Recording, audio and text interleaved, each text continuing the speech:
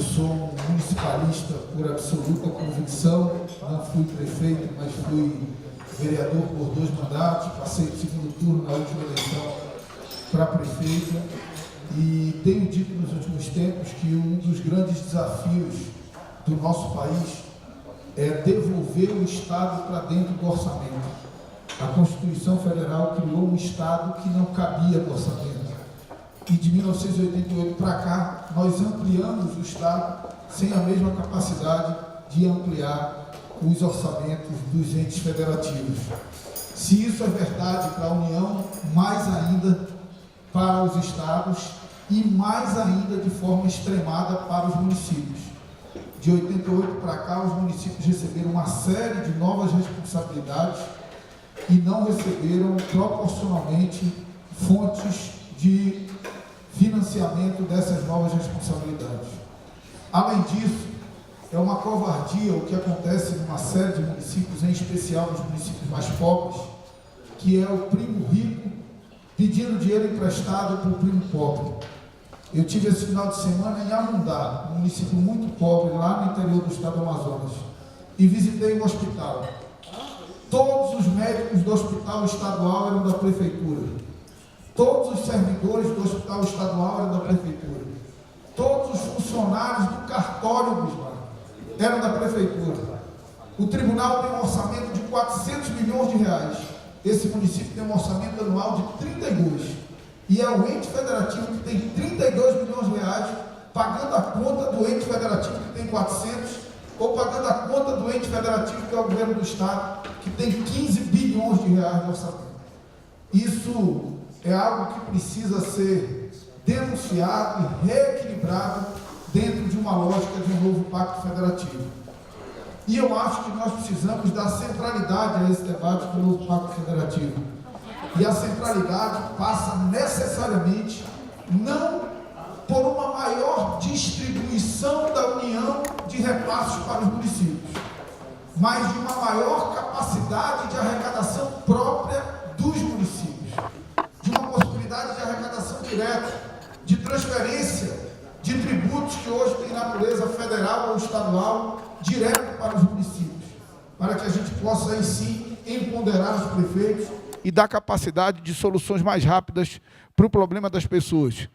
Porque dos 3 entes federativos, o único ente que não é abstrato é o município. Ninguém sabe o que é a União do ponto de vista concreto, físico. Ninguém sabe o que são os estados do ponto de vista concreto, físico, porque as pessoas moram nas cidades. Quando há necessidade de asfaltamento de um ramal no interior do Amazonas, de um ramal do INCRA, o produtor rural não consegue bater na porta do presidente da República e nem do diretor nacional do INCRA. Ele vai bater na porta do prefeito e o prefeito tem que dar o jeito dele de resolver o problema. Nós precisamos equilibrar melhor o debate da reforma tributária. Ele será fundamental para os municípios, porque ele pode enfrentar essa questão. Toda vez que se fala de reforma tributária, a gente só discute como arrecada. Ninguém quer discutir reforma tributária de como divide. Acho que é o momento de nós discutirmos como arrecada e como divide esse bolo arrecadatório do país. Quero, por fim, em relação ao nosso trabalho específico na Comissão da Reforma da Previdência, dizer que à frente tem um interlocutor privilegiado, porque o deputado Silvio é o vice-presidente, nós agimos em colegiado, eu, ele e o deputado Samuel, tomando todas as decisões de forma conjunta, então certamente os interesses chegarão por intermédio do deputado Silvio Costa Filho, mas de qualquer forma eu quero colocar a comissão absolutamente à disposição para abrir um diálogo fraterno, sadio e necessário com os municípios que têm também problemas de natureza previdenciária e esperam também uma resposta por parte da comissão e por parte do país para esse enfrentamento da nossa crise fiscal. Contem com o nosso trabalho.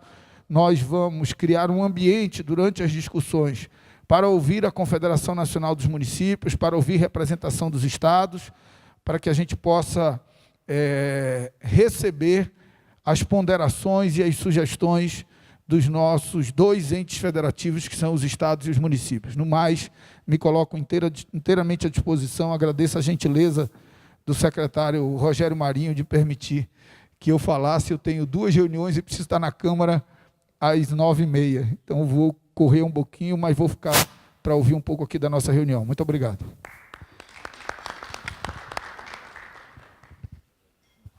Obrigado, Marcelo Ramos, pela explanação.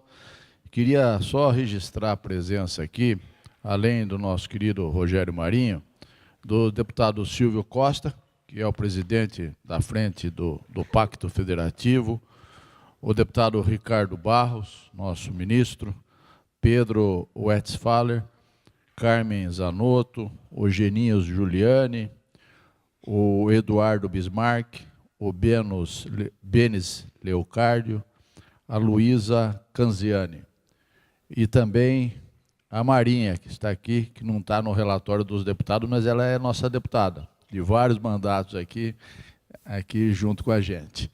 Queria passar a palavra agora ao Rogério Marinho para ele falar um pouco sobre a Previdência.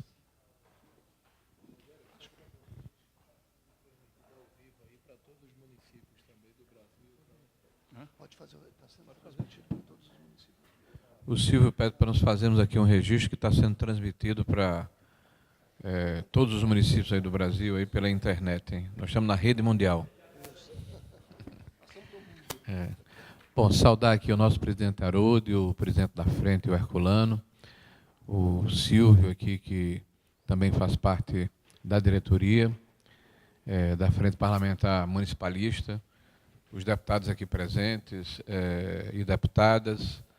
Permitam-me falar de forma generalizada, porque são muitos amigos e amigas que estão aqui presentes, mas em especial me permita saudar o Benes Leocárdio, que durante muito tempo foi presidente da Federação dos Municípios lá do estado do Rio Grande do Norte e ajudou extraordinariamente essa frente municipalista no Brasil inteiro. E vice-presidente atual, me lembra aqui o Haroldo aqui. Você continua deputado e vice-presidente dos municípios aqui. Bom, primeiro agradecer aqui o convite e dizer que, depois de ouvirmos aqui o Marcelo, o nosso presidente da comissão especial que trata da PEC 006, é evidente que falar agora é chover no molhado. Nós deixamos aqui o nosso secretário Leonardo Rolim, que vai falar um pouco a respeito do tema de uma forma mais circunstanciada. Mas aproveitar esse momento, presidente, e os pares aqui presentes, os deputados e deputadas aqui presentes, para dizer da importância do tema, porque esse tema não é um tema de governo, de um governo de ocasião. Ontem eu estava assistindo, a entrevista do presidente Jair Bolsonaro à Luciana Gimenez, e ele começou dizendo exatamente isso, que a reestruturação do sistema previdenciário não é uma pauta do presidente Bolsonaro, não é uma pauta do governo que ele preside hoje, é uma pauta do país, da sociedade brasileira. E precisa ser incorporada como tal. E é um tema que amadureceu. Eu me lembro, ministro Ricardo Barros, que em 2017, em abril, quando falávamos a respeito desse tema, os deputados naquela legislatura, o senhor fez parte, mas mais como ministro que como deputado, mas acompanhou bem, fugiam do tema, e a população também. Negava a necessidade de se fazer essa reestruturação. É como se você fosse dar um remédio que fosse curar, mas fosse um pouco amargo, mas que ele vai curar a pessoa, vai permitir que ela seja saudável, que o país volte a crescer, a ter capacidade de prover necessidades mais importantes do conjunto da sociedade, que estão hoje relegadas não por inércia ou por dissídia dos seus administradores, prefeitos e governadores, mas por absoluta incapacidade de prover o financiamento adequado para as questões que já foram elencadas aqui anteriormente pelo Marcelo, como é o caso da saúde pública. E o ministro aqui, que passou um período como ministro da Saúde, sabe que são muitas garrafas abertas e poucas tampas, então é necessário fazer escolhas, né, focalizar o processo em função dessa escassez de recursos que é, infelizmente, crescente. Eu não tenho dúvida de que esse tema amadureceu de tal forma que ontem à noite foi divulgada uma pesquisa de opinião do IBOP, e aí, para nossa tranquilidade, mostra que quase 60% da população brasileira é favorável à reestruturação do sistema previdenciário. Exatamente 59%, contra 23% que são desfavoráveis. Então, isso significa que o povo entendeu que há necessidade de se reorganizar o Estado, o município, para que o Estado, o município e o governo federal possam voltar a atender aqueles que precisam mais de governo, que são as populações mais pobres. As pessoas que têm mais condição se protegem. Quem precisa de saúde pública é quem não pode pagar um plano de saúde. Quem precisa de educação pública é quem não pode colocar o filho numa escola particular. Quem precisa de segurança pública é quem não pode pagar uma segurança particular. Ou seja, é a população mais humilde que está desassistida, porque hoje o financiamento dos estados, o financiamento dos municípios e do governo federal, prioritariamente está elencada em pagamento de pessoal, pagamento de assistência e previdência e dívida. Sobra muito pouco para investimento, custeio e manutenção. E isso está tão forte que quase 60% do orçamento do governo federal hoje está vinculado a essas despesas obrigatórias. A capacidade de investimento do governo vai caindo ano a ano, e caiu mais de 1% nos últimos 4 anos, em relação ao PIB. Nós temos hoje 35 bilhões de reais, quando tínhamos, em 2014, presidente Herculano, mais de 100 bilhões, caiu para 1/3 da condição que o governo federal tem de fazer investimentos em infraestrutura. E a continuar nesse ritmo, em 2022, será zero, não terá nenhum recurso. E isso penaliza, vitimiza, principalmente os mais pobres. Por isso que eu tenho afirmado, de forma absolutamente convicta, que manter o sistema atual, manter a inércia em que nos encontramos, penaliza e prejudica os mais pobres, penaliza e prejudica aqueles que são mais fragilizados, fragiliza a administração das cidades, no caso aqui os municípios, porque as pessoas moram nas cidades, as pessoas vivem nas cidades, as pessoas demandam os prefeitos, as pessoas demandam os seus vereadores. E eu, deputado Marcelo, também fui vereador, também fui presidente de Câmara, também não tive a oportunidade de ser prefeito, mas convivi no município, numa célula que fiscaliza a administração pública, o Executivo Municipal, e tenho uma noção na atividade política da necessidade de termos municípios fortes, municípios saudáveis, municípios que possam atender às necessidades das suas populações para evitar as distorções que ocorrem, principalmente nos grandes centros urbanos, nas capitais e nos centros das regiões metropolitanas.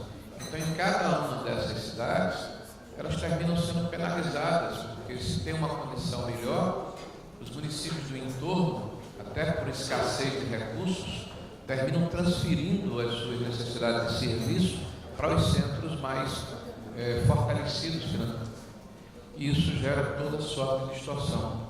A assistência à saúde, a assistência social, a questão de serviços, a busca da empregabilidade, a vulnerabilidade das populações que moram no entorno das cidades.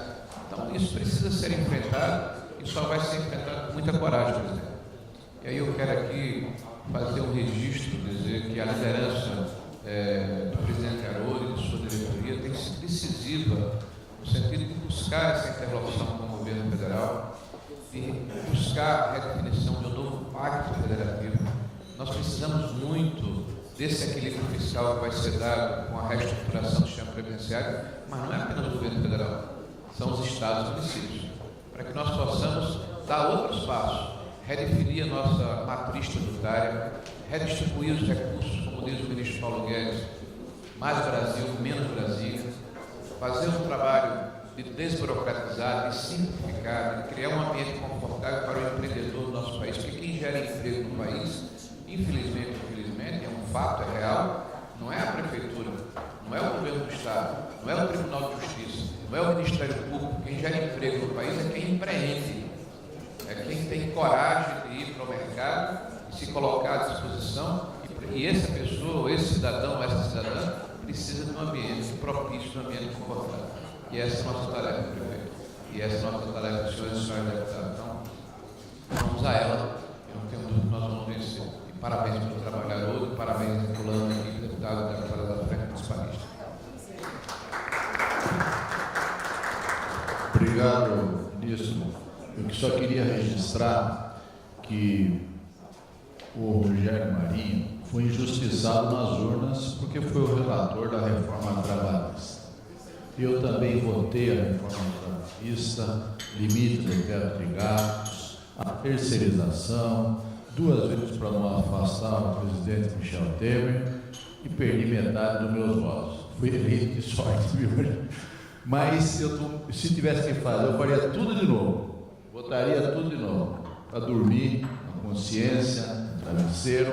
Vou votar a reforma da Previdência, independente de ser colocada pelo partido atual, como votaria a do Michel Temer, que já deveria ter sido votada. A gente estaria muito lá na frente se não tivesse aquela gravação. E vamos reformar e avançar junto com o Silvio, aqui à frente do Pacto Federativo, a reforma tributária, a reforma do Pacto Federativo, enfim, independente de eleição. Eu acho que o que vale é o legado para o futuro do nosso país.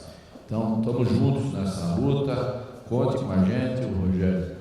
Mande um abraço ao presidente e falar que nós estamos aqui para colaborar, as frentes parlamentares e a Confederação dos Municípios, né, Nacional dos Municípios, que defende essa matéria e é importantíssimo para o futuro do nosso país. Então, nós estamos muito tranquilos.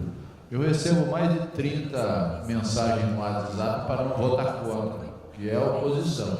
Então, a gente não pode ficar preocupado com essas... que o PT trabalha bem, ele procura, ele tem uma organização fantástica, né?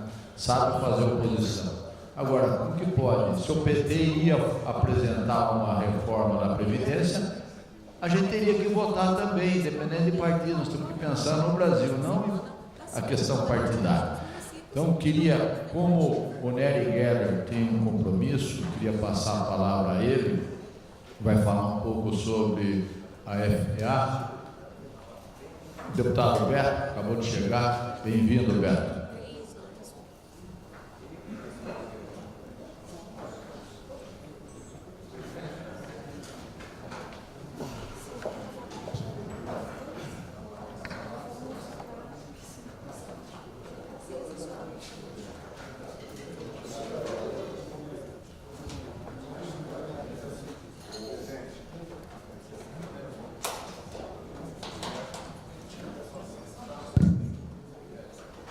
Bom dia a todos.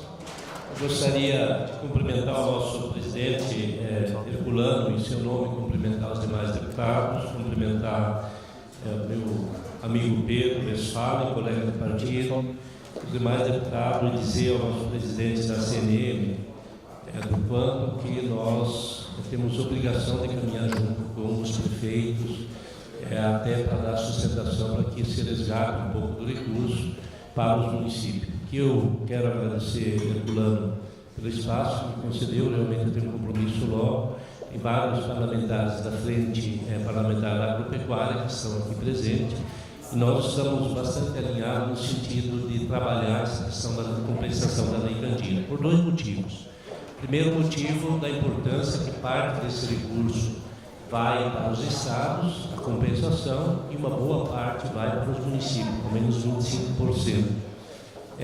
E o trabalho que nós iniciamos ainda, principalmente pelo meu estado, o estado de Mato Grosso, nós todos sabem, nós temos um descompasso fiscal enorme, em função um pouco da compensação da Lei Candir, que não vai para os estados, e a Frente Parlamentar encampou isso com bastante força. Nós estamos muito envolvidos, inclusive foi construído acordo com o presidente Rodrigo Maia, liderado pelo deputado Alceu Moreira, mas quem está designado para conduzir essa matéria pela frente sou eu, junto com outros vários parlamentares, inclusive que estão aqui. E nós estamos bem alinhados, e foi feita uma última reunião na semana passada com o presidente Rodrigo Maia, para que a gente paute o projeto 511, que a relatora é o projeto que o senador Wellington foi o relator dessa matéria. Esse projeto está pronto para ir para plenário, e nós estamos trabalhando forte no sentido de a gente conseguir regulamentar, até porque o STJ, o Supremo, deu um prazo de 1 ano para que se regulamente essa matéria.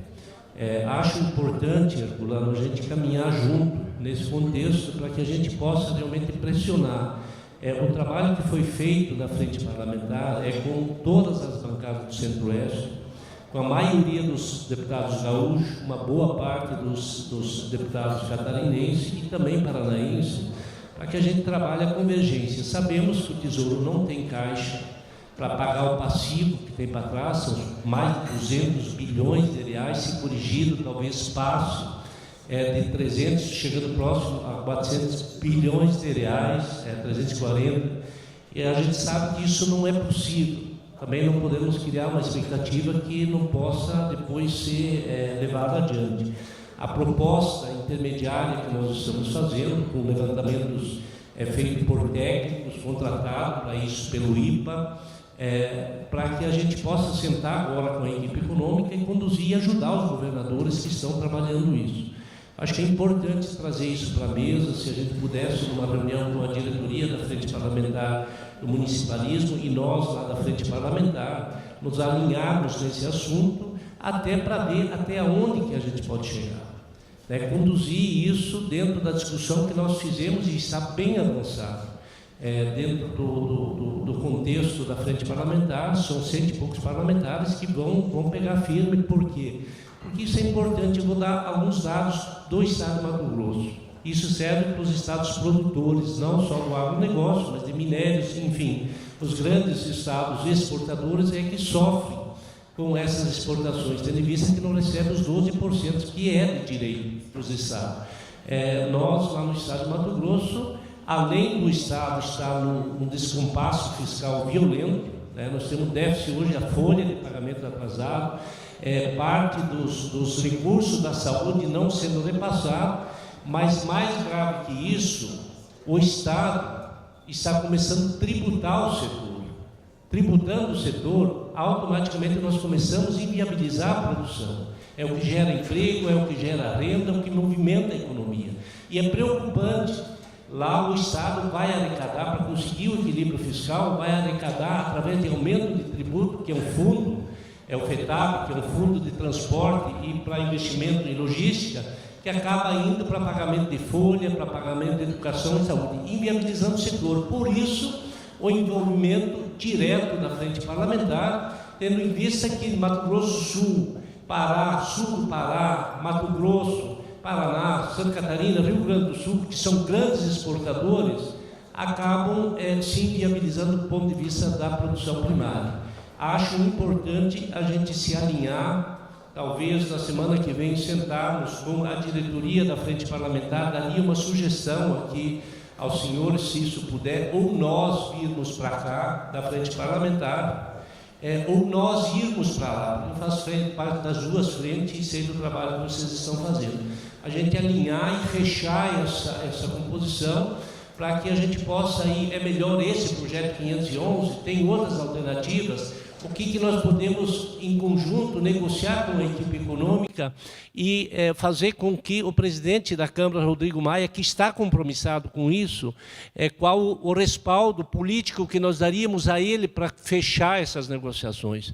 Talvez a proposta que, a priori, foi encaminhado pelos técnicos nossos que foram contratados, fazer uma escada, num primeiro momento, talvez deixar o passivo para trás e construir um presente e um futuro que comece a viabilizar, talvez dentro do contexto todo, a gente começar com 25%, 30% no primeiro ano e depois, conforme vai se fazendo as reformas que o Estado brasileiro precisa, entre elas a Previdência, a gente começar crescendo de forma gradativa para que a gente chegue na plenitude, dando uma resposta ao Judiciário, mas principalmente dando uma resposta aos nossos municípios e também preservar o que está dando certo, que é a produção nacional, que está, ao menos de forma razoável, conseguindo manter a economia do nosso país. Então, eu gostaria, para encaminhamento, presidente, primeiro agradecer de forma muito carinhosa, pedir desculpa aos demais deputados, por me cederem o espaço. Nós temos agora uma reunião também com a frente do cooperativismo, onde eu também vou colocar esse assunto, até porque já está sendo trabalhado lá. E a sugestão seria, talvez, a gente encaminhar, na volta do presidente Alceu Moreira, uma reunião, primeiro, não com tanta gente, mas com as duas diretorias das frentes, para que a gente possa alinhar o discurso e alinhar também as ações concretas, para que dê um resultado prático ali na frente. Muito obrigado. Obrigado, Nery Geller. Eu só queria, antes de você sair, pedir para o Haroldo fazer um comentário sobre este assunto e o Silvio Costa também. Saudar o Herculano, nosso presidente da Frente Mista Municipalista, o Silvio Costa, que é o nosso presidente da Frente Mista do novo Pacto Federativo, os deputados, as deputadas, todos que estão aqui. E, muito rapidamente, fazer um comentário. Depois eu quero fazer duas propostas também com referência à nova Previdência. Mas fazer um comentário em cima do assunto importante que o nosso deputado Nery Geller levanta aqui para a gente. Primeiro que a lei ela é extremamente importante para o Brasil. Eu não vejo a balança comercial brasileira equilibrada sem esta lei. Isto é o primeiro passo. Então, nós somos a favor da lei Candir. Ela equilibrou a balança comercial brasileira. A gente não exporta impostos, a gente exporta produtos. O outro ponto é que a União precisa nos ajudar, né, no enfrentamento dos prejuízos que estados e municípios têm, né, a partir da lei Candir. Até porque a União tem ganho com o equilíbrio da balança comercial. Este é outro ponto. Então, o que o Ministério da Economia, há 2 semanas atrás, propôs para a gente? Fazer uma compensação a partir do ano que vem. O Ministério está entendendo que esta lei, a lei Candir, esgotou o seu período em 2003. Isso é uma discussão que nós não concordamos, né? Eles têm os argumentos deles, nós temos os nossos, né? Nós achamos que a União precisa continuar compensando estados e municípios, não tem outro jeito. O que a União está propondo? O que o Ministério da Economia está propondo a partir do ano que vem? Buscar 30% do que ela arrecada de royalties do petróleo para fazer a compensação da Lei Candir. Isso daria mais ou menos 16 bilhões no ano que vem. Isso é um valor importante, ajuda muito os estados e ajudaria os municípios no fechamento do mandato dos atuais prefeitos, sendo que 25% desse valor seria para os municípios. 50% baseado nos critérios do Fundo de Exportação e 50% distribuído pelos critérios da Lei Candir, que são mais ou menos parecidos. Tem uma proposta aí surgindo, que como vai aumentar o valor de 4 bi, que é o que ela compensa hoje, para 16 bilhões, nós poderíamos fazer 1/3 pelo Fundo de Exportação, 1/3 pela Lei Candir e 1/3 pelo FPM e pelo FPE. Me parece bem interessante esta proposta de 1/3 pelo FPM e pelo FPE, o que daria 16 bi. Então, eu acho que dá para a gente, a partir do ano que vem, começar a trabalhar esta proposta dos 30% do que ela arrecada de royalties do petróleo. Nem estou falando do pré-sal, estou falando do atual e do passado. Isso daria 16 bilhões de reais. Acho que daria uma proposta bem interessante, com 16 bi, os estados e os municípios aí teriam um alívio nas suas contas, e conforme for reagindo o barril do petróleo, vai aumentando a arrecadação. Então, acho que nesse sentido dá para a gente fechar uma proposta aí, um entendimento. Eu queria fazer só uma ponderação.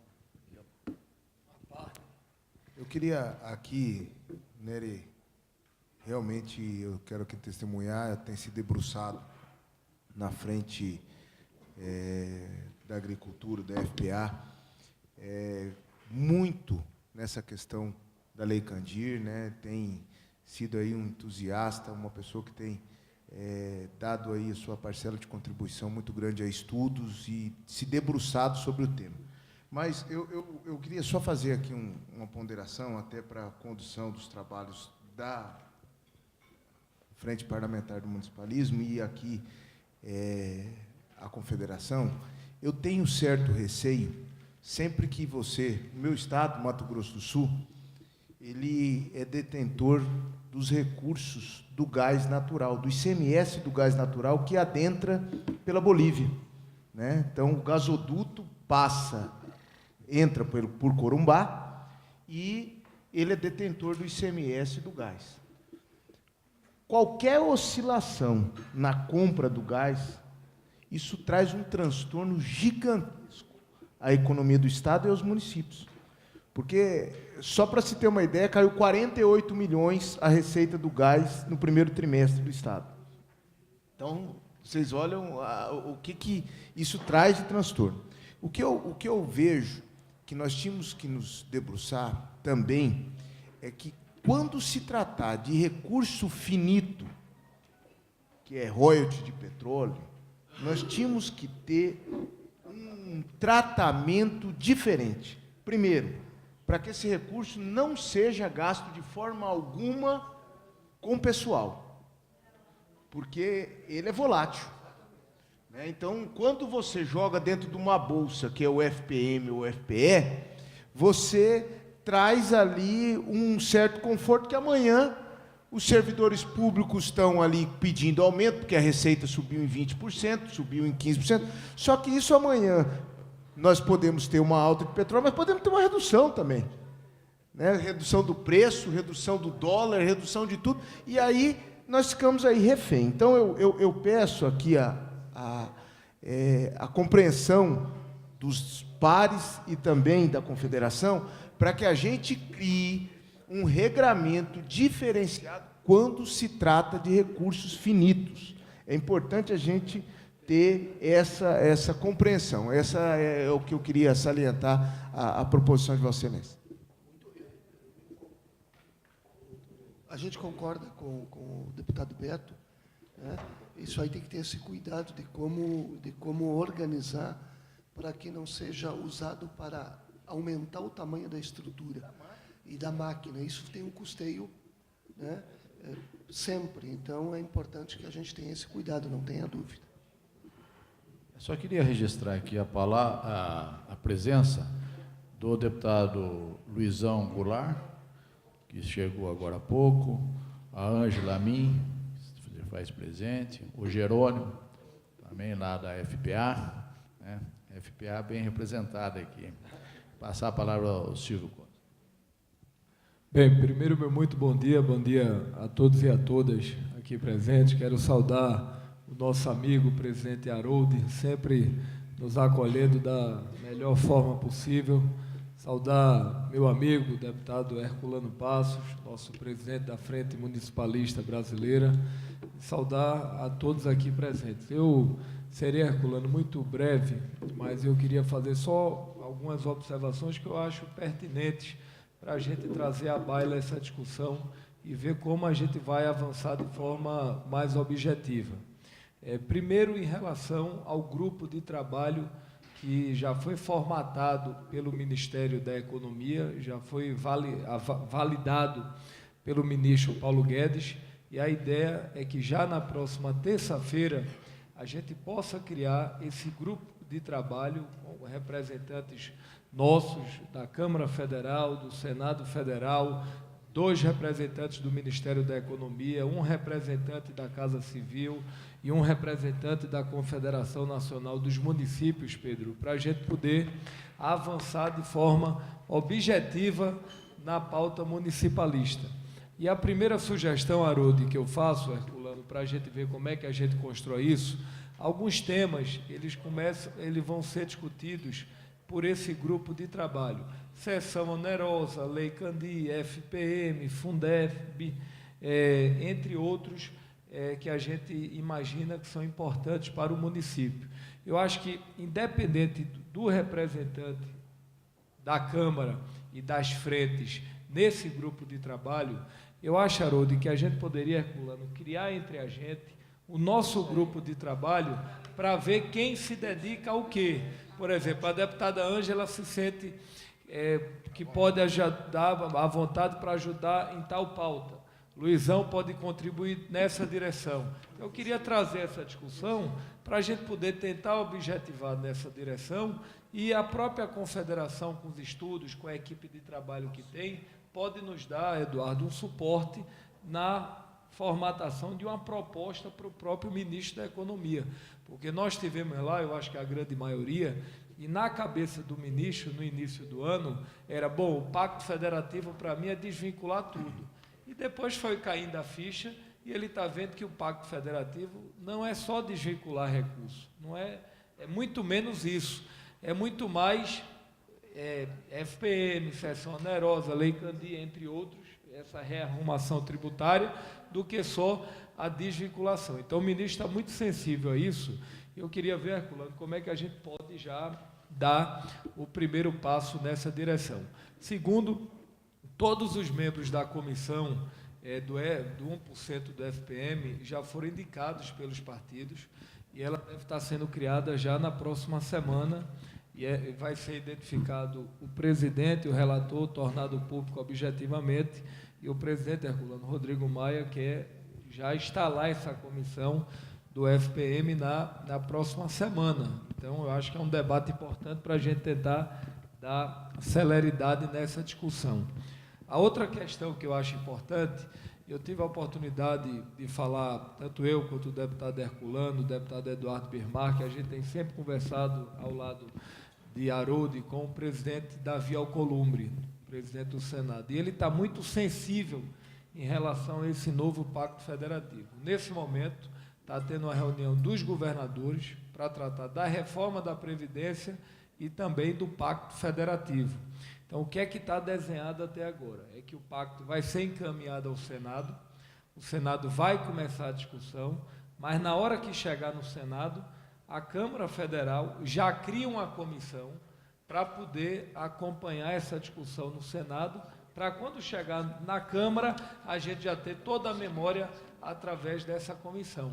Então, eu acho que os deputados que queiram participar já da comissão do Pacto Federativo, quem quiser já ir se inscrevendo, Herculano, para a gente ir articulando isso, é importante para a gente poder fazer essa interlocução com o Senado Federal. Eram esses 3 informes. Acho que essa discussão da Lei Candir, Nery, você pode dar uma contribuição importante nesse grupo de trabalho. O deputado Augusto Coutinho, que é o relator da Lei das Licitações, me disse ontem à noite, vamos ver se de fato vai acontecer, está na pauta, ele já quer ler o relatório hoje da Lei das Licitações, para ver se na próxima semana a gente está votando aí. Então, eram esses informes e ver como é que a gente pode construir essa agenda de forma coletiva e objetiva. Ok. Presidente, o senhor me cede um minutinho. Para encaminhamento, eu daria uma sugestão. Nessa questão da Lei Candir, como a deputada Ângela, é muito de interesse dos parlamentares que são ligados à agricultura. Se nós juntarmos as duas frentes, eu acho que a gente tem força política para talvez atropelar no bom sentido. A gente avançar para aprovar um projeto e fazer a regulamentação. Se o deputado Silvio, nosso presidente, nos permitir, eu gostaria de fazer uma reunião técnica para fazer um encaminhamento entre nós, se possível, com os técnicos da frente parlamentar e talvez alguém aqui da CNM, para que a gente possa, por parte da frente parlamentar, ficaria eu, o deputado Beto, a própria deputada Ângela e o deputado Guedes, que também está presente aqui, que conhece muito bem esse assunto. Como nós fizemos um encaminhamento com o Rodrigo Maia e a gente apertou ele, para que a gente dê fluxo, porque é um acerto que foi feito lá atrás, com relação à frente parlamentar, e o Rodrigo fez um compromisso com a gente, eu acho que esse assunto está bem maduro e a gente poderia, talvez, trabalhar isso para avançar. Perfeito. Eu queria só, acho importante, porque é a primeira vez, prefeita e deputada Ângela, que esse grupo de trabalho está sendo criado objetivamente. Então, na hora que a gente qualifica e objetiva, eu acho que a gente consegue avançar numa agenda, porque o que é que o ministro tem colocado? Isso, olha, no lugar de estar encaminhando o projeto para ser discutido lá na Câmara, que ao final vai ser discutido, mas se ele já puder ser construído pelos parlamentares na origem, é muito mais fácil a gente construir maioria e avançar nas matérias. Então, eu acho que essa é a observação, porque esse debate do novo federalismo, do Pacto Federativo, ele vai desde, Eduardo, da aviação regional, do ICMS, do combustível, do diesel, a Lei Candir. Então, eu acho que era importante a CNM também, que tem esse mapa congressual. Bom, Herculano tem mais intimidade com o turismo, Ângela tem mais intimidade na área da agricultura, Denis, como foi prefeito, tem experiência nessa questão do Fundeb e do Fundef. Professor Luizão também. Como é que a gente, entre a gente, cria esses grupos e começa a avançar tecnicamente? Era só ver como é que a gente constrói isso aí. Eu entendi que vai ser muito bom, até para avançar nas matérias, produzir, né? E é assim, cada deputado tem um foco, se quiser saber de tudo, não vai saber de nada. Tem que ter né? Então, vamos fazer dessa forma, Silvio, eu acho que é o melhor caminho. Agora, essa agenda com a Frente Parlamentar da Agricultura, a sugestão, o quê? Fazer a semana que vem, um café da manhã? Gostaria de fazer na terça-feira, se possível. Mas terça-feira, então, teria que ser à tarde. Lá a gente faz toda terça-feira, obviamente que podemos fazer à tarde também, não quer dizer que tem que ser pela agenda nossa. A diretoria da Frente Parlamentar, toda terça-feira, se reúne às 10 horas da manhã, depois tem o almoço que vai todos os parlamentares. A sugestão era fazer entre a diretoria nossa e a diretoria do municipalismo, ou alguns membros. Se não for possível, o bom seria às 10, que estaria toda a diretoria. Se não der para ser às 10, a hora que a gente puder achar uma agenda da maioria, a gente faz. Pode ser na terça-feira à tarde.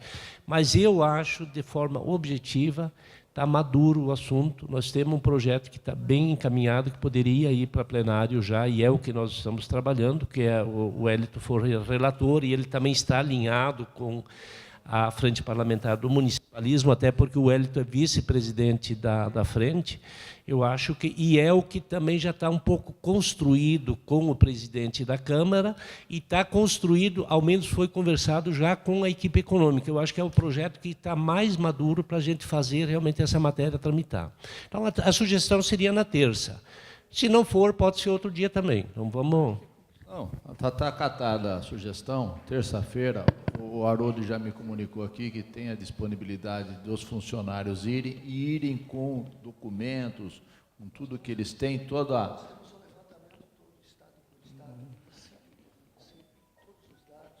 Neste período todo, do passado, do presente, do futuro, Gustavo, estamos assumindo um compromisso aqui com a Frente Parlamentar da Agricultura, o Pacto Federativo e a Municipalista, para terça-feira, 10 horas da manhã, lá na FPA, tá bem?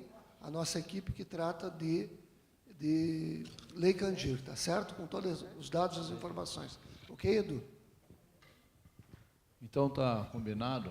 Eu não vou poder estar aí, que eu tenho um check-up, mas é bom... Mas não vai morrer já, não? Não, e outra coisa... esse assunto da Lei Candir não é o meu foco também, então não vai fazer diferença a minha presença ou ausência. É o Wellington, o senador Wellington, ele vai... Viu, Marinha? Seria o senador Wellington seria importantíssimo. Tá, então tá. Uma sugestão, presidente, fazer essa reunião técnica depois da presença da presidência da Frente Parlamentar, junto com o Wellington, junto com o Alceu Moreira, para a gente ir na presidência da Câmara, eu acho que é importante no segundo momento. Porque aí a gente vai... Ótimo, está combinado. Fechado, 10 horas, vai o pessoal técnico aqui e nós vamos identificar os deputados que têm mais intimidade com esse tema da Lei Candir, para que estejam presentes, acompanhar e avançar. Senhor presidente, eu vou ter que sair, já tem 3 comissões, como sempre a cavalo, mas eu gostaria de, em primeiro lugar, cumprimentar. Eu vinha com essa sugestão de nós podermos unir os temas e as comissões para fortalecer o processo e a gente conseguir levar uma proposta real para aprovação na Câmara e no Senado. O acompanhamento no Senado é de fundamental importância. Isso está sendo feito pelo Senado com relação à Lei da Previdência, quer dizer, eles têm uma comissão que vem acompanhando aquilo que está acontecendo na Câmara dos Deputados para facilitar o encaminhamento no Senado. Então, isso é de vital importância. Uma sugestão que eu daria aqui à Frente Municipalista, eu fui prefeita 2 vezes de Florianópolis e fui deputada federal logo após ter saído da prefeitura.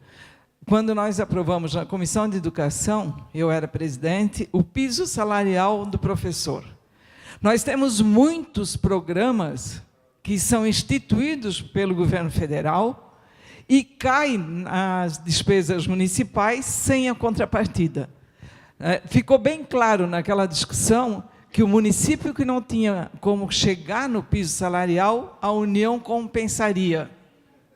Isso não aconteceu em nenhum momento. Então, eu lembro muito bem que, por exemplo, o Estado do Rio Grande do Sul não implantou o piso salarial tendo o governador, na época, do PT, quando era um programa, né, uma definição de piso salarial nacional. Os agentes municipais de saúde, que hoje estão brigando por sua carreira, isso tudo cai na folha de pessoal do município quando é um programa nacional. Então, se nós pudéssemos fazer um levantamento dos programas nacionais que devem ser executados pelos municípios e o quanto isso aumentou a despesa de pessoal com os municípios, sem a contrapartida, eu entendo ser de fundamental importância nesse processo de negociação com o ministro da Economia. Essa seria a minha sugestão. Ok. Obrigado, deputada Ângela. Eu queria passar a palavra ao Benes, mas antes... Chamar a atenção da minha equipe aqui, olha aqui, ó, o Eduardo e Gustavo, o André, o que a deputada Ângela falou é extremamente importante, sobre os programas federais que impactam lá no aumento do limite de gasto com o pessoal.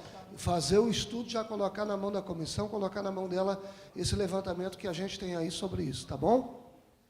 E importante, inclusive nós vamos debater o Fundeb, passar a palavra ao Benes.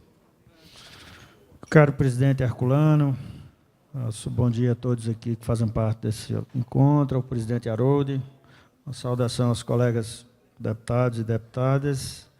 Eu queria, presidente Herculano, aproveitar aqui a presença do nosso Leonardo, já que nosso secretário saiu, e ver de que forma a gente pode deixar mais seguro na proposta de reforma da Previdência, que reputamos importante para o equilíbrio não só dos regimes próprios de Previdência, mas da própria possibilidade de equilíbrio das finanças de nosso país, dos estados e municípios.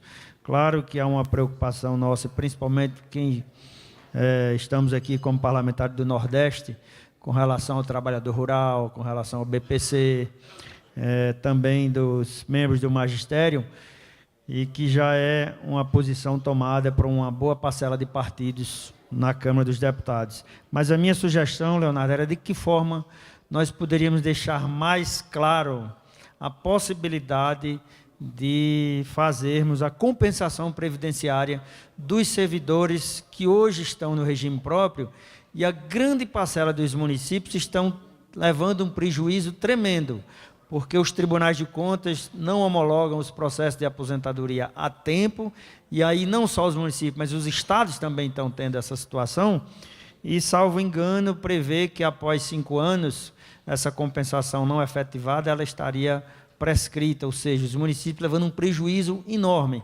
E aí de nada adianta aquela luta que travamos aqui, de certa forma tivemos alguns avanços no tocante ao encontro de contas, que isso, infelizmente, ainda não se concretizou, e sabendo que nós estamos perdendo bilhões a cada dia por essa não garantia da compensação previdenciária.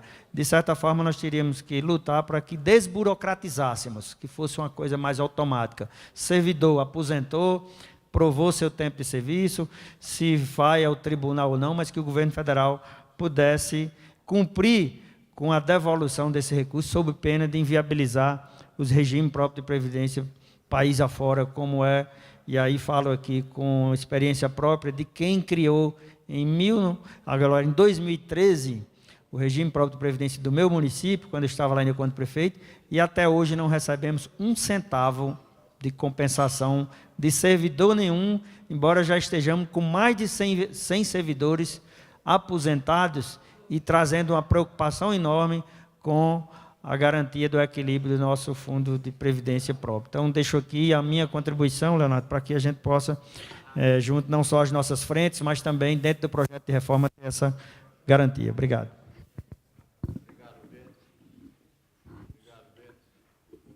Alô? Obrigado, Benes, pelas palavras. Queria cumprimentar a deputada Flávia Moraes, que chegou agora. Bem-vinda, Flávia. E passar a palavra ao Geninho para falar um pouco sobre os consórcios. Pessoal, bom dia. Eu quero rapidamente, aqui, em 2 minutinhos, fazer uso da palavra. Primeiro, para chamar a atenção sobre a MP do saneamento que foi aprovado o relatório ontem, que prejudica demasiadamente os consórcios públicos quando limita o contrato de programa. Então, para o município contratar a Sabesp lá em São Paulo, hoje é dispensada a licitação.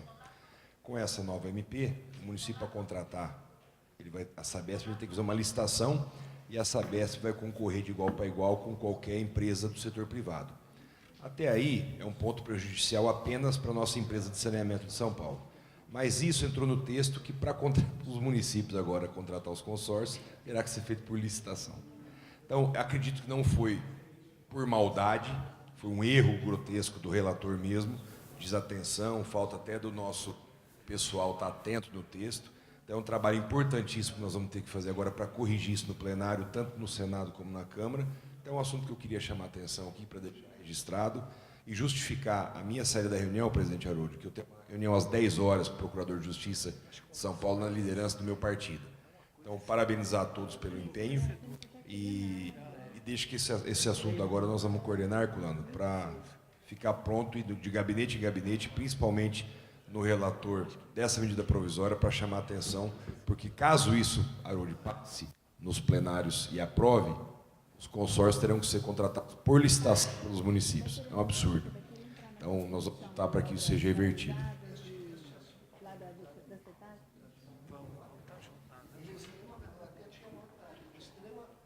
Ele é extremamente importante. Isso vai acabar com os consórcios. Acaba os consórcios, porque a minha equipe está vendo aí. O consórcio ele licita os serviços públicos e o município que faz parte desse consórcio adere a esta ata, entendeu? Agora, com essa modificação, o consórcio vai ter que licitar o município. O município vai ter que participar da licitação do consórcio. Não vai poder aderir à ata. Então, isso vai acabar com os consórcios. Nós precisamos modificar isso daí. Que bom que o senhor está cuidando disso para nós, viu, Gustavo? Ô, Edu. Estão aqui, ó, o deputado Geni está cuidando disso aí para nós, tá bem? Muito obrigado. Tá bom, então. Obrigado mesmo.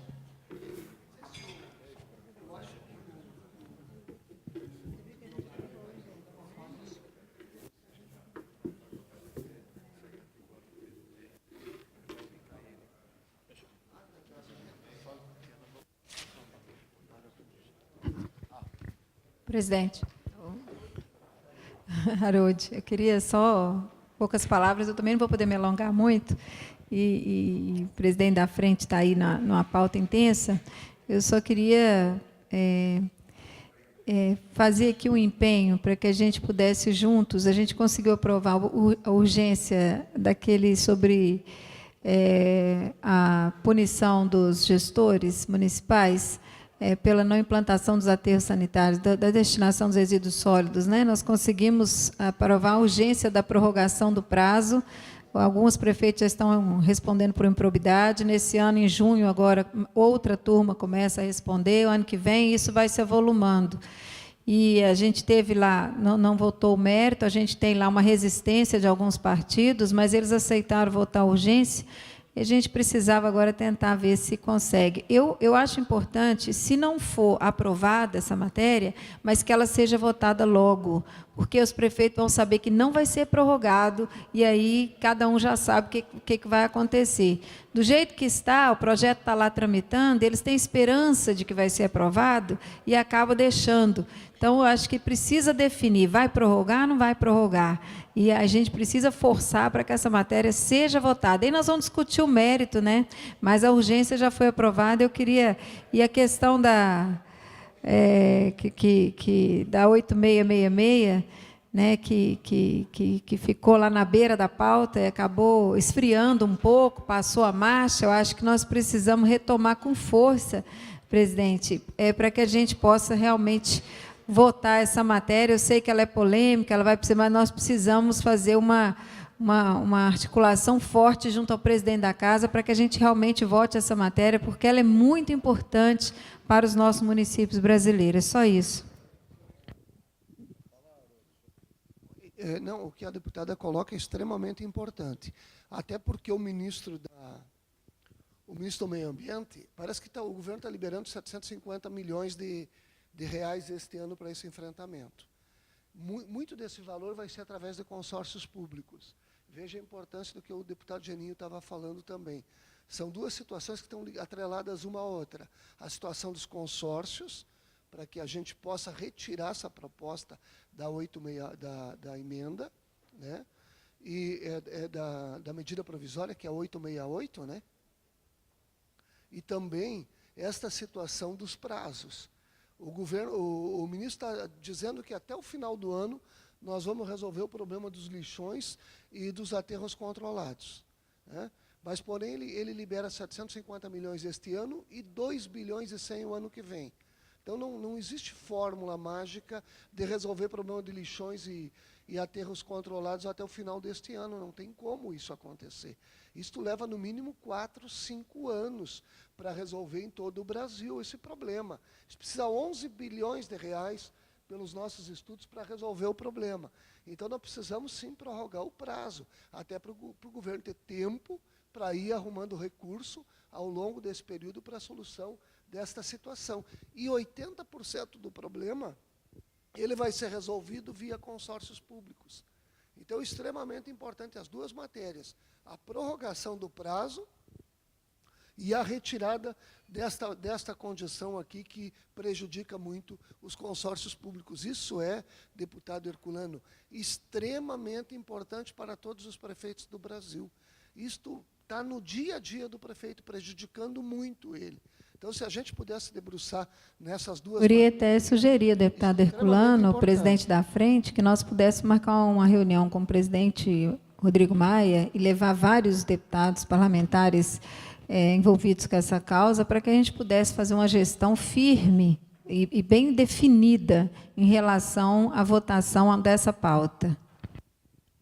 Com certeza. Vamos lá. Vai ser muito importante. E, inclusive, os lixões aqui, o PL 2289, está na nossa pauta, né, aqui da discussão. Então, vamos fazer essa reunião junto com o Rodrigo Maia para pautar o mais rápido possível e aprovar essa matéria, que é muito importante. E também em relação à lei das licitações, se eu não me engano, é o Augusto, que é o relator, né, e ele já tá para ser pautado também. Podemos fazer uma pressão para pautar o mais rápido possível. E também a questão do ISS. Nós precisamos, sobre os cartões de crédito, cartão de débito, plano de saúde, LISE, também é outra. Nós podemos pegar essas matérias que já está na agulha, ou seja, está para ser pautado, fazer uma reunião com ele, discutir, ou pautar para hoje ou a semana que vem. O mais rápido.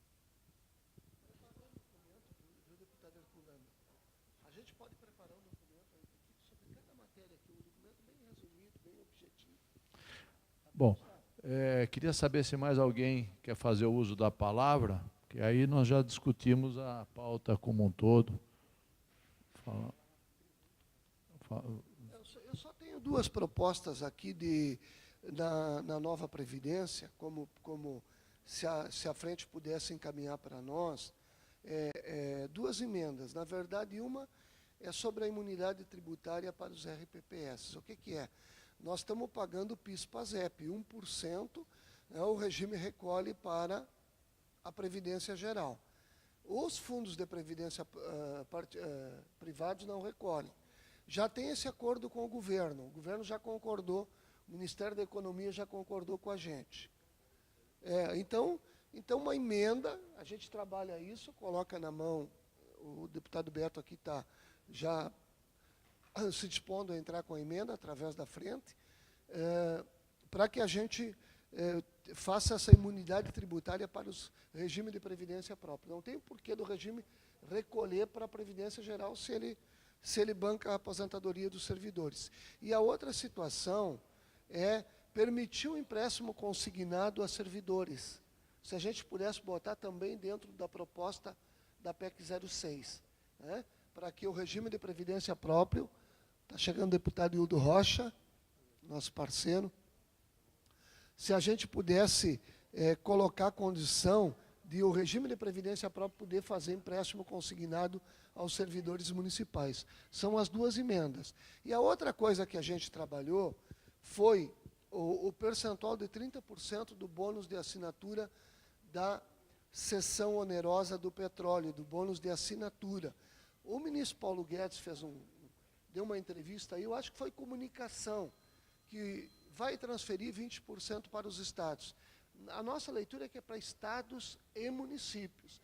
Eu acho que colocar aqui dentro, não sei se daria para a gente vincular como é que isso seria aceito pela sociedade e pela imprensa, não sei se isso seria legal, mas a gente ter esse cuidado de quando tratar com o Ministério da Economia, com o governo, e o Rolim está aqui com a gente, né, de a gente buscar essa definição do bônus de assinatura da cessão onerosa do petróleo. Parece que o nosso vice-presidente, o senador Wellington, participou da reunião dos governadores com o presidente do Senado, e eles trataram lá da Previdência, da PEC 51, que aumenta o FPE, isso é dos governadores, a cessão onerosa, o bônus de assinatura para municípios e para estados, a Lei Candir, o Fundeb, a MP do saneamento e também precatórios. Precatórios é outra coisa extremamente importante. Eu fiz uma audiência no Supremo Tribunal Federal na semana passada com o município de Fontoura Xavier, lá no Rio Grande do Sul. Estão sequestrando todos os valores em todas as contas dos municípios. O Palácio do Planalto, através da Casa Civil e da Secretaria de Governo, já estão fazendo um estudo técnico lá, já a área jurídica já dos dois ministérios já se reuniu para que a gente possa efetivamente fazer andar isso que foi estabelecido pela PEC 95, uma linha de financiamento para pagamento dos precatórios. Eu vou dizer para vocês, isso é tão grave que se o governo não abrir uma linha de crédito para isso, vai fechar 200 municípios logo, logo no Brasil. E não são municípios pequenos, são municípios de médio porte, por conta dos precatórios. Então, a linha de crédito é extremamente importante se a gente puder também abraçar essa matéria dos precatórios. Tá bem?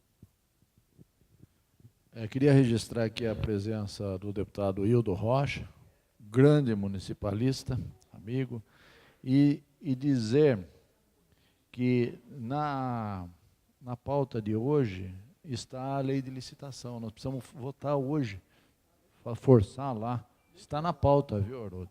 Então, vamos fazer... Importante a gente fazer uma gestão lá. Não tirar e votar, porque já está colocando várias vezes em pauta e não vota, né? Então, vamos fazer essa pressão. Só me colocar à disposição, hoje é instalada a comissão especial do FPM, né, do Fundo de Participação dos Municípios. Eu sou membro, eu quero me colocar à disposição também da CNM, do senhor, para que a gente possa trabalhar juntos lá, viu? Ótimo, ótimo. Eu acho que o Hildo também faz parte. Você vai ser o presidente, Hildo? Então, o Hildo deve ser o presidente e o relator deve ser o Júlio César, né? Dessa matéria. Então, 2 municipalistas, você também, Flávio. Então, eu acho que vai avançar essa matéria importante. O Benes também é membro. Então, isso é muito bom, né? Então, Pedro também tá isso. Ótimo. Essa daí é dinheiro na veia, né? Logo já começa a receber. Vai ser parcelado? Bom, isso vai depender da comissão, né? Como que vai ser feito. Mas eu acredito que, eu quero saber se mais alguém tem alguma coisa, vou passar a palavra ao Leonardo Rolim, e depois, se o Hildo chegou agora a falar alguma coisa, para a gente poder encerrar a nossa reunião. Já passaram vários deputados aqui, viu, Hildo? É que a agenda hoje é extensa. Bom dia a todos. Bom, primeiro, em relação aos questionamentos do deputado Benes sobre a compensação previdenciária. De fato, é um problema sério hoje. O tempo médio de análise do INSS é 3 anos, médio. Isso é inaceitável. E o INSS paga apenas o INPC, não paga nenhum juro por esse atraso na análise. Então, há um compromisso da Secretaria Especial de Previdência e Trabalho de, nos próximos 30 dias, a gente conseguir editar um decreto mudando toda a forma de funcionamento da compensação previdenciária. Em primeiro lugar, prescrição. Foi um ponto que o deputado Benz colocou muito importante. Hoje é 5 anos a partir da aposentadoria. Vai ser 10 anos a partir da homologação pelo tribunal. Porque você não pode contar prescrição algo que você ainda não está completo. Tá? Então, esse é o primeiro ponto. Segundo, prazo de análise. O INSS vai ter prazo de análise. Não cumpriu o prazo de análise, paga multa e juros. Além disso, o INSS está desenvolvendo um novo sistema e vai colocar dentro do bônus a análise da compensação previdenciária. A compensação previdenciária demora muito no INSS porque nunca foi prioridade. Agora vai ser prioridade, vai estar dentro do bônus. Daí a gente precisa que seja aprovada a medida provisória 871, que trata do bônus, e os projetos de lei que estão na Comissão Mista de Orçamento, que criam um orçamento para esse bônus. Então, é fundamental a gente ter a aprovação da medida provisória e dos PLNs. É aprovado, então, a partir, digamos que aprova esse mês, a partir de junho, já entra em trabalho em massa essa análise da compensação previdenciária. A gente sabe que tem um represamento enorme, e esse represamento gera o que a gente chama de fluxo atrasado. O INSS paga desde a data em que o servidor se aposentou até hoje. Então, é um dinheiro considerável que vai entrar nas prefeituras. Não tenho como dizer hoje o montante, porque ainda não foi analisado. Só depois que o INSS analisar é que a gente tem uma ideia, mas dava até para estimar, não é um valor pequeno. O segundo ponto é referente às emendas que o presidente Haroldo colocou. Em relação à imunidade tributária dos RPPS, tem apoio da Secretaria. Então, sendo feita a emenda pela frente, vai ter o nosso apoio. Em relação ao empréstimo consignado, idem. Então, são 2 medidas que eu acho que vai ajudar muito os RPPS. É também a mesma forma, é dinheiro para os regimes de previdência e, consequentemente, menor déficit, ao ter menor déficit, a prefeitura vai pagar menor alíquota para a sua previdência.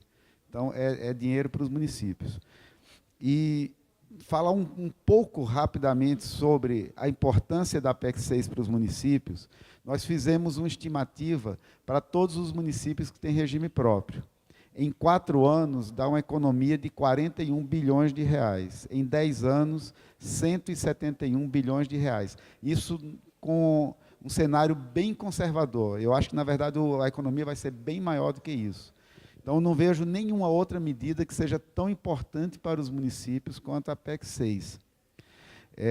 Só me permite uma parte. O deputado Beto me levantou um assunto aqui extremamente importante. Não tem como, eu vou pedir, a gente vai participar de uma sessão lá na comissão especial, acho que a gente vai dar um depoimento sobre a Previdência. Não tem como os municípios ficarem fora da nova Previdência. Isto é um desastre para o país. Tem 4.000 municípios no país que não têm condições de tratar do assunto.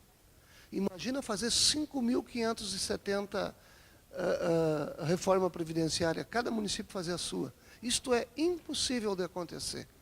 Nós não podemos deixar isto acontecer, não dá para deixar os municípios. E imagino também os estados fora desta proposta, entendeu?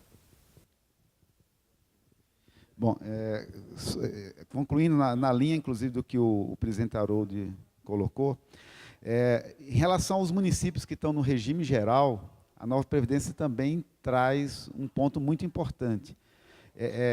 Os municípios que estão no regime geral têm um problema que o servidor se aposenta, mas continua na prefeitura. E ele está no topo da carreira, ganhando um salário mais alto, o município quer contratar um novo servidor, não pode, porque aquele servidor está aposentado no regime geral, mas continua na prefeitura.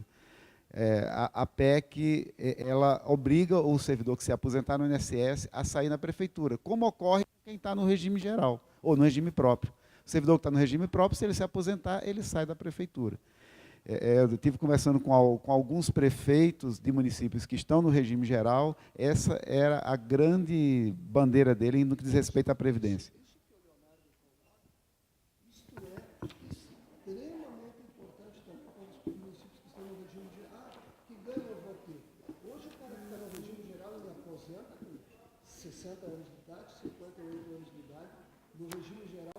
Permanece trabalhando na prefeitura até os 75 anos de idade, ganhando, por conta da carreira, ganhando um salário alto e produzindo quase nada. Então, isso é muito... E como é que os municípios vão enfrentar isso lá na ponta? Não vão enfrentar nunca. Então, os municípios precisam estar contemplados com a reforma da Previdência. Por último, no que diz respeito a essa questão da aplicação para os municípios, é fundamental que a aplicação seja imediata, até porque os municípios não têm muito tempo para aprovar uma reforma. Já passou do meio do mandato. Então, é fundamental. E no texto que foi da própria PEC, no artigo 16, parágrafo único, eu entendo que a preocupação dos deputados já está contemplada. Eu vou ler aqui que é pequeno. No prazo de 180 dias, contados da data de promulgação desta emenda à Constituição, os estados, o Distrito Federal e os municípios deverão adequar sua legislação ao disposto nessa emenda constitucional, sob pena de ficarem sujeitos à sanção estabelecida no inciso 13 do caput do artigo 167 da Constituição, ou seja, ficar sem receber transferências voluntárias da União. Então, a preocupação que os deputados têm de que seja ratificado pelas assembleias e pelas câmaras já está no texto. Agora, a aplicação imediata é fundamental para os municípios. Então, o texto como está hoje aplica de imediato, mas eles têm obrigação de ratificar em 6 meses. O texto está mais duro do que o que estava na PEC 287, que dizia que ele tinha 6 meses para modificar. Mas, se não fizesse nada, continuava sendo aplicado. Agora, não. Ele tem a obrigação de ratificar em 6 meses.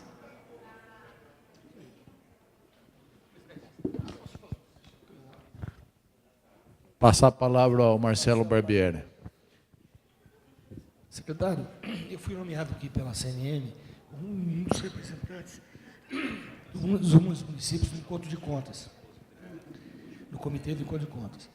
A nossa preocupação é o seguinte: há uma decisão judicial tomada pelo Supremo Tribunal Federal, transitada em julgado, de que verbas indenizatórias não devem se recolher ao INSS. Por quê? Porque essas verbas indenizatórias não somam para o cálculo da aposentadoria do servidor público municipal, tanto do regime geral como do regime próprio. E essa questão, ela impacta tremendamente aí milhares de municípios. Como eu fui indicado para representar o Sudeste nesse comitê, eu queria saber a sua posição, secretário. Como que devemos encaminhar para que isso seja agilizado, para que a Receita Federal não embargue e não puna prefeitos que não estão recolhendo sobre essas verbas que o Supremo Tribunal Federal, em repercussão geral, tomou a decisão e a Procuradoria-Geral da República e a PGFN não contestaram a decisão do Supremo, ou seja, ela transitou em julgado. Então, eu queria perguntar ao senhor como é que o senhor encara essa realidade. A interpretação da Secretaria de Previdência sempre foi que verbas indenizatórias não deveriam ser base de contribuição previdenciária. A nossa interpretação sempre é que só é base de contribuição aquilo que leva para a aposentadoria. Então, esse sempre foi um princípio nosso. A Receita cobrava, é uma interpretação diferente que a Receita sempre teve, agora não há mais margem para isso. E mais do que isso, além de ter repercussão daqui para frente, para trás, aí sim entra a questão do encontro de contas. Uma parte considerável da dívida dos municípios é referente a verbas indenizatórias. Então, no comitê do encontro de contas, seria importante discutir o procedimento que vai ser feito para que os municípios deem entrada junto à Receita Federal para ter o abatimento dessa dívida. Passar a palavra para o Hildo Rocha. Bom dia a todos que aqui se encontram presentes. Cumprimentar Herculano, Harold, os deputados, senadores que ainda se encontram aqui presentes. A pauta aqui colocada, cumprimentar a deputada Flávia, com relação a 1% do FPM. Ontem o Rodrigo me informou que ele me escolheu para ser o presidente da comissão. E aí nós vamos estar vendo se instala lá, já hoje se decora, né, Herculano?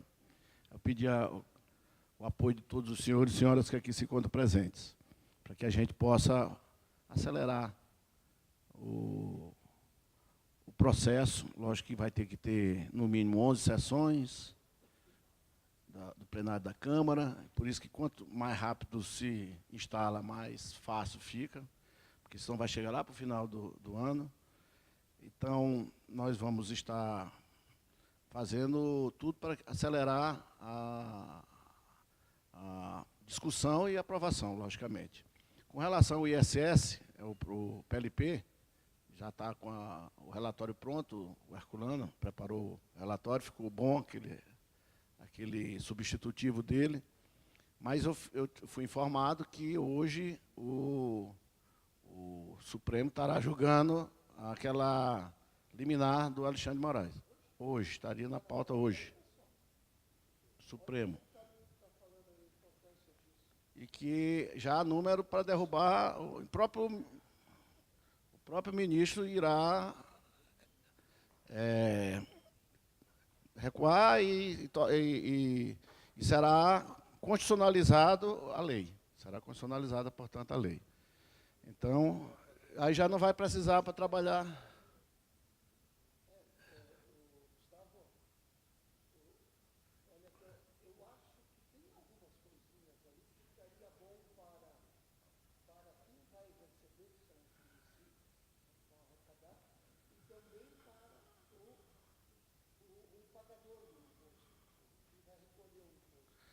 Mas aí a gente vai ter que ver, porque se mudar vamos esperar certo. Vamos esperar. Esperar votar, até porque pode ter pedido de vista, pode ter prorrogação e tal. Aí, se tiver pedido de vista, vão pedir para votar logo a semana que vem, ou pautar essa matéria para a gente votar aqui. Até para que haja aquelas modificações que a gente propôs. Fica melhor o texto do que o que está lá. Isso, exatamente. Então, e outra, com relação à Previdência, eu entendo que eu sou municipalista ao extremo. Eu sou descentralizador ao extremo. Até alguns dizem que eu sou muito radical, mas eu sou daqueles que defendem que nós aqui no Congresso devemos apenas aplicar regras gerais. Cada estado e cada município, porque cada município é um ente da federação. O município e a União não tem diferença nenhuma no que diz respeito à federação. É ente da federação. E nós temos que preservar isso. Nós não podemos estar abrindo espaço para qualquer tipo de mudança em relação a esse pensamento. Então, eu sou daqueles que defendem que não deve incluir na reforma da Previdência as previdências do município, nem mudança das previdências estaduais. Não é nem por questão política, é questão ideológica. Agora, as regras gerais, tudo bem, porque aí as regras gerais tem que ter, mas nós temos que deixar a abertura para que o legislador tenha a sua responsabilidade, o legislador municipal e o legislador estadual tenha a sua responsabilidade de legislar de acordo com o interesse local. Porque cada município é diferente do outro. No tempo que eu fui prefeito, a nossa Previdência, ela era superavitária demais, demais. Lógico que essa questão de mudar o fundo, como será aplicado o fundo, essa ideia que foi dada de ser utilizado para empréstimo consignado, é excelente. É uma ideia maravilhosa. Agora, essa não pode ser cada município legislar, porque é impossível legislar.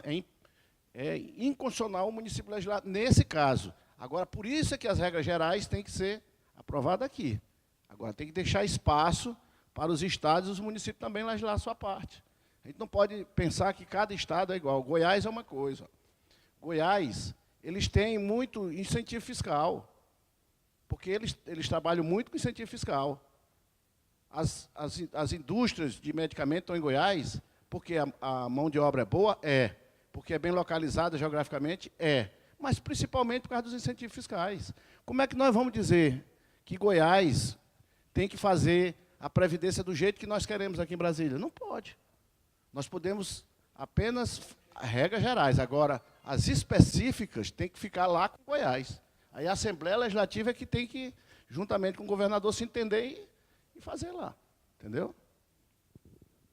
Então eu vou ter que sair, porque eu tenho. Então tá bom, obrigado.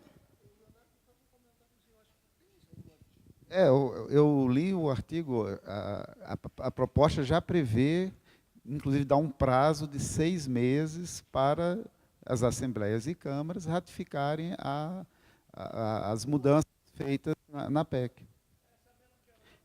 Não, na outra era opcional, essa é obrigatória, ela tem um prazo para fazer, se não fizer, fica sem o certificado de regularidade previdenciária. E eles vão ter que fazer todo, aí sim, o que é individual de cada um? É o custeio. Custeio, cada um faz o seu. E é isso que vai fazer, cada um vai fazer o seu custeio, além de fazer o custeio, ratificar todas as medidas aprovadas. Já está no texto isso.